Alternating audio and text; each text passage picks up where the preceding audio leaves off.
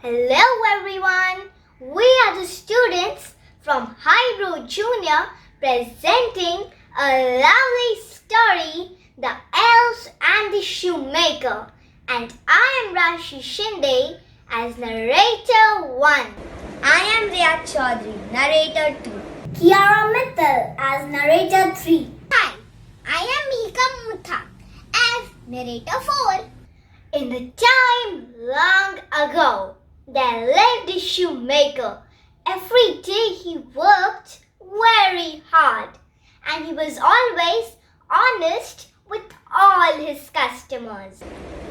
Making a living as a shoemaker was very difficult. Even though the shoemaker worked and worked, he always had less and less. Finally, he found that everything he had was gone, save for just enough leather to make a single pair of shoes.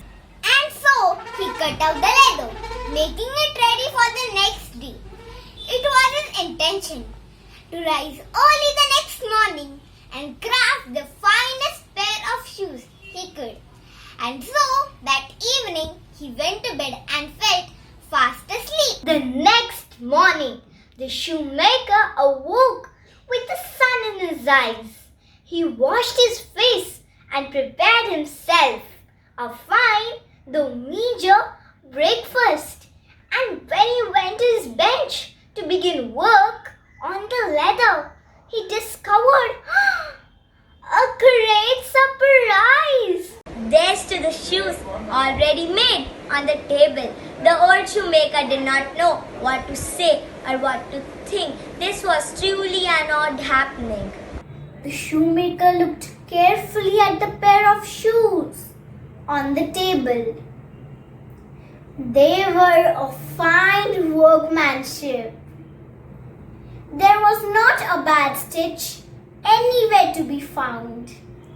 This was a pair of shoes, all neat and trim. That they are of excellent workmanship. There was no question. They were in all respects and fine masterpiece. Later that morning, a customer came into the shop.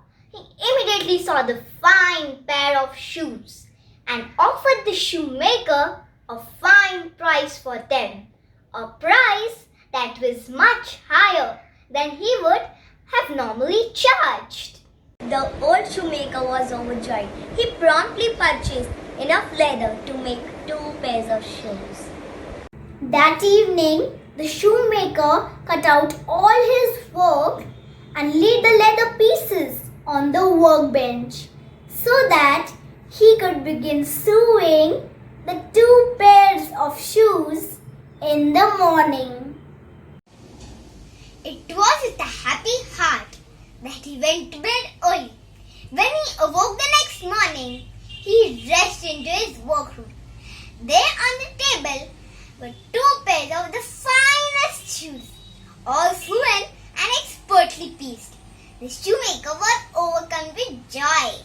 Soon buyers came into the store, each one of whom paid the shoemaker handsomely for the fine shoes. Again, much more than he would have previously charged. And so, once again, flush with coins, the old shoemaker promptly purchased enough leather to make 4 pairs of shoes. As before, he cut out the strips, laid them carefully on the workbench, and went gladly off to bed. The following morning, as before, they were fine shoes, all neatly stitched, waiting on the table. And as before, they all commanded a fine price. Again and again the cycle repeated. More shoes, more leather, and more money came to the old shoemaker. He was making a fine living for himself and his wife. One late winter's day, around Christmas time, the old shoemaker and his wife sat by about the weather and other things. The old shoemaker turned to his wife and said that he would sit up that night only to see who it was that came and crafted such fine shoes every evening. The shoemaker's wife thought that was a fine idea and readily agreed to it. The old shoemaker and his wife left a small light burning and hid themselves in a closet beside the workroom. They waited and watched.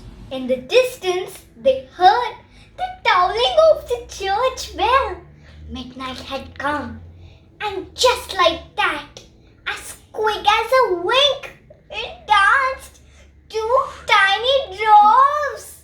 Neither of them had a stitch of clothing on. The two naked dwarfs sat themselves down at the workbench. They gathered up the tools and the strips of leather and began to craft their shoes. The old shoemaker and his wife could not believe their eyes. The two dwarfs stitched and tapped and wrapped with great care. They crafted fine shoes indeed, the finest the shoemaker had ever seen. The two dwarfs worked all through the night, and just before the daybreak, they laid all the products on the table and with a twinkle in their eyes, hurried away as quick as lightning. The next day, the wife told the shoemaker that the two little dwarfs were responsible for their new-found riches. They were, she said, the reason for their good fortune. However, she felt sorry for the fact that they had no clothes on their backs and suggested that they both work at making teeny shirts, coats, waistcoats and pants and of course teeny shoes. The thought pleased the old shoemaker very much. So he and his wife worked all day to craft tiny clothes for their midnight visitors. That evening, the old shoemaker and his wife, finished and satisfied with their task, laid the tiny clothes on the table. As before, the old shoemaker and his wife hid themselves in a nearby closet and waited patiently for their two midnight friends. About midnight, the two little dwarfs danced and skipped and hopped into the room. As they jumped on the table, they saw two tiny sets of clothes before them, filled with mirth and laughter. They dressed themselves in the twinkling of an eye. Once again, they danced and capered about the room. They were as merry as could be. Finally, they danced their way out the door and over the village green. The old shoemaker and his wife never saw their two tiny friends again. But their lives and fortunes were good, and they lived in a prosperity for a very, very long time. Thank you. Hope you like the story. Thank you.